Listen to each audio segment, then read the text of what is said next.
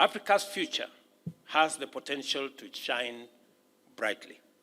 As the world's youngest continent, we will comprise 25% of global workforce by 2050 and 40% by 2100.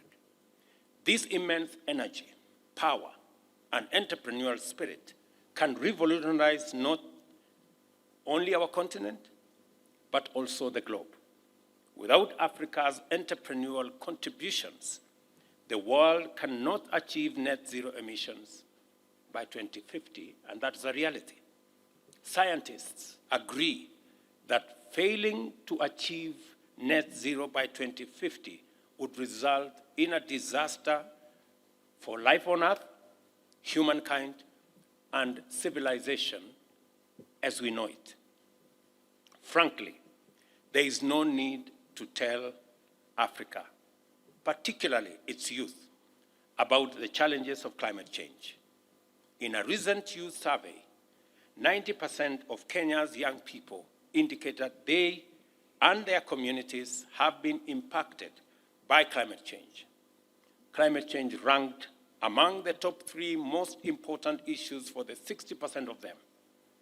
Across Egypt, Nigeria, and Kenya, between 74% and 88% of youth are somewhat or very concerned about climate change and changing rain patterns, extreme weather events, and the socio-economic repercussions that come with it.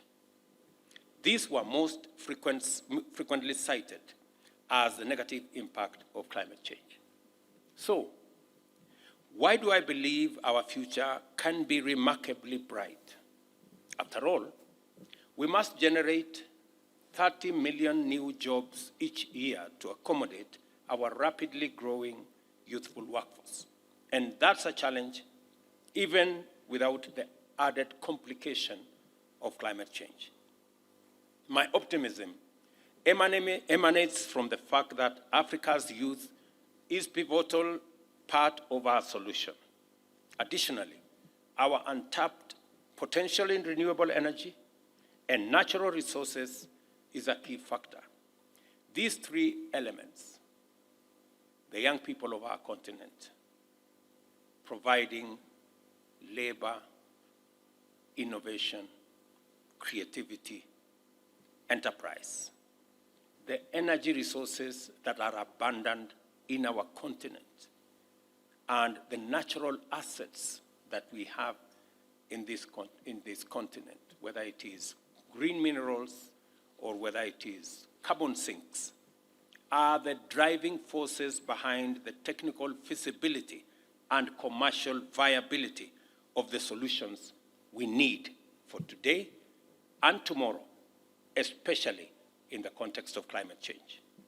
These solutions will safeguard our natural carbon sinks, transition our consumption to be greener and decarbonized, not only in Africa, but also globally, and implement large-scale carbon removal. Standing at the center of this amphitheater, with Kenya nearly equidistant from the north and southern parts of Africa, I know that I am positioned at the heart of Africa, representing the leaders who welcome young people from every corner of our continent. This can only be a testament to Africa emerging as the leader in driving the global shift towards climate action. I urge you, young people from our continent, to take action. Let us initiate this transformative shift together. Africa's youth, in my very honest opinion, are solution-oriented. You yearn for a vibrant economy powered by green jobs, and you possess a strong determination to scale up and maximize opportunities for climate action. With the convening of the Africa Youth Climate Assembly, you have fought your way to the table. And let me tell you that it is the same fight that we are pushing, that the continent of Africa must never continue to be the continent that is a victim to climate change, the continent that complains. And we have insisted that we are going to change the approach of the continent of Africa. We are going to be armed with our own ideas, with our own proposals, with our assets, and with everything that we have. And we are going to find our way to the table. And we are going to sit on that table and give our ideas and suggest our proposals and make sure that we are part of the solution, not just a victim. And I encourage you as young people to do the same. I am very happy when I see this climate summit, and I want to say this is probably the most important part of the summit. Because this youth assembly represents the stakeholders that have the greatest stake in our present and in our future. And because climate change threatens our present and our future, there is no solution that can be found if we do not involve and engage the people who have the greatest stake in our present and in our future. And therefore, I urge you to insist, to make your way to the table. We're going to facilitate your sitting on the table.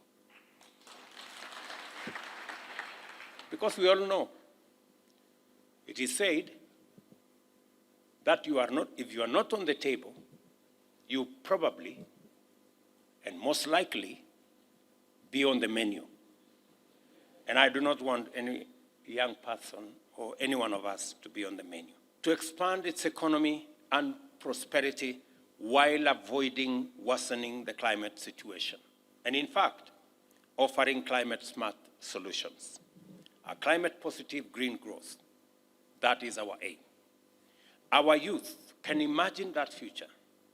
You signal that if climate action can enhance livelihoods and support families, you will stand behind it and support it.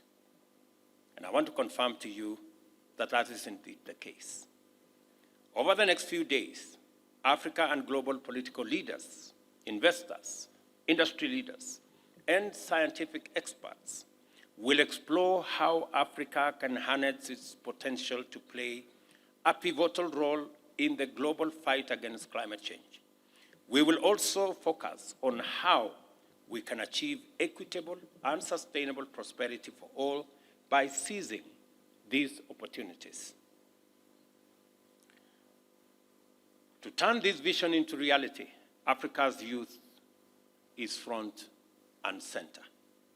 I eagerly anticipate learning from you about the ongoing initiatives and innovations, as well as the support you require.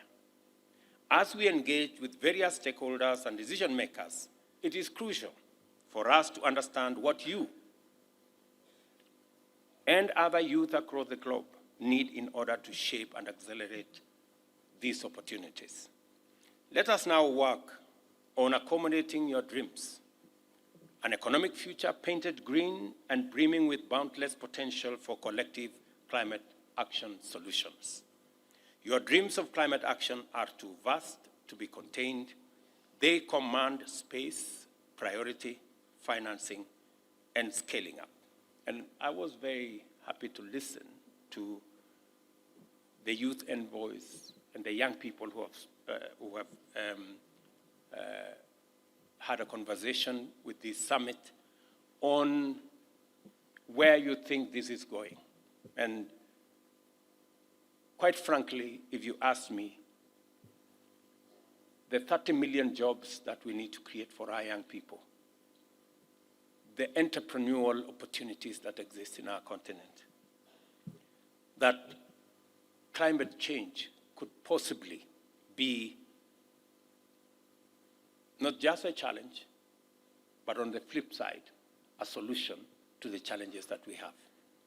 In fact, climate change puts Africa, and by extension, the young people of Africa, at the heart of the solution for climate change, creating opportunities for employment, creating opportunities for investment, creating opportunities for innovation and creativity, and creating opportunity for enterprise and business.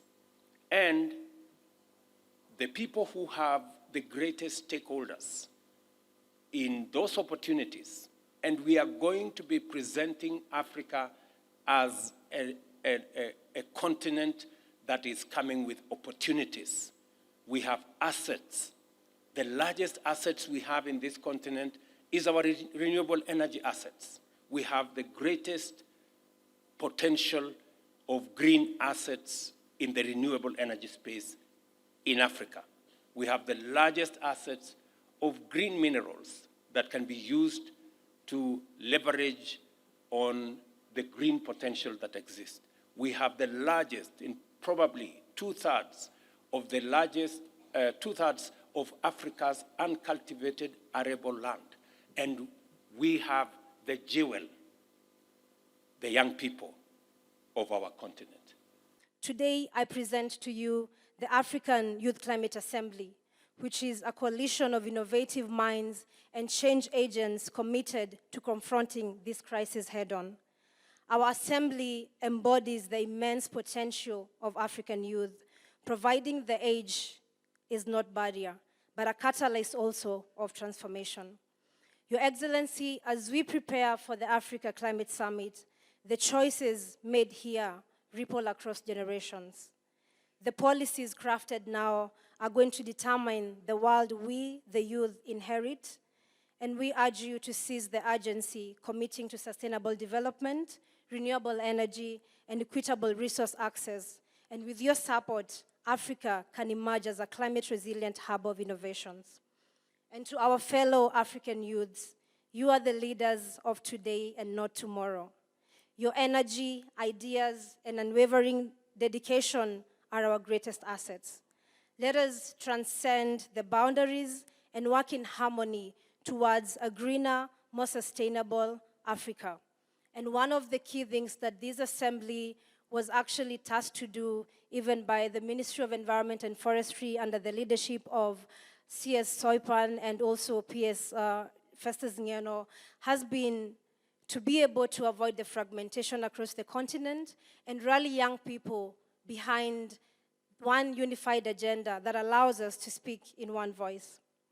And together, when we do that, we will redefine the narrative and steer our continent towards harmony in the same time with our planet. And we acknowledge that steadfast support that we have received from the Ministry of Environment and also from our sponsors and the partners that have enabled us to put this assembly together. And I would like to mention just but a few. The Swedish Embassy, the UNDP, the Wangari Maathai Foundation, the UK government, the Dutch Embassy, UNICEF, and all of the supporters that have enabled us to put this event together. Collaboration is what amplifies our impact. And united, we bring forth transformative change on multiple fronts. And as we stand at this crossroads, let us remember that our actions today echo in the annals of history. The African Youth Climate Assembly pledges to be stewards of the environment, advocates for justice, and architects of a sustainable future. Together, we shall inspire innovation, foster resilience, and shape policies transcending boundaries, making Africa a beacon of hope. And at the end of the assembly, Your Excellency, we will present to you the African Youth Climate Declaration, which we are also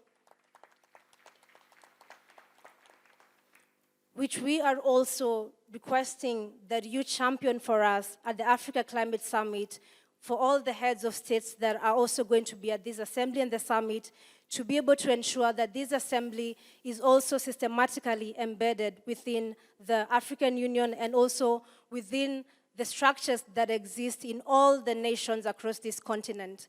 And Your Excellency, we are having a great representation of young people from across the continent that have been able to rally behind and put together this assembly. And thousands of many other of our young people from across the continent who could not have been able to be here are also watching online to be able to follow in this assembly. And as we were walking in, Your Excellency, you have seen the richness of the innovations and the ideas and the solutions of the young people across this continent. This gathering marked a turning point, a moment where... Thank you so much. Your Excellency.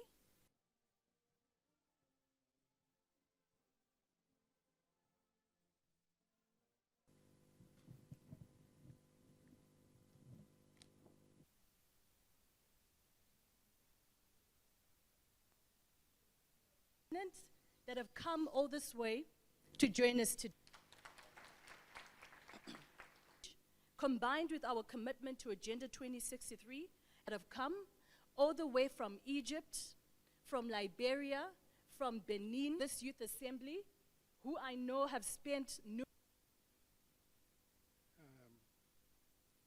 So thanks for inviting us.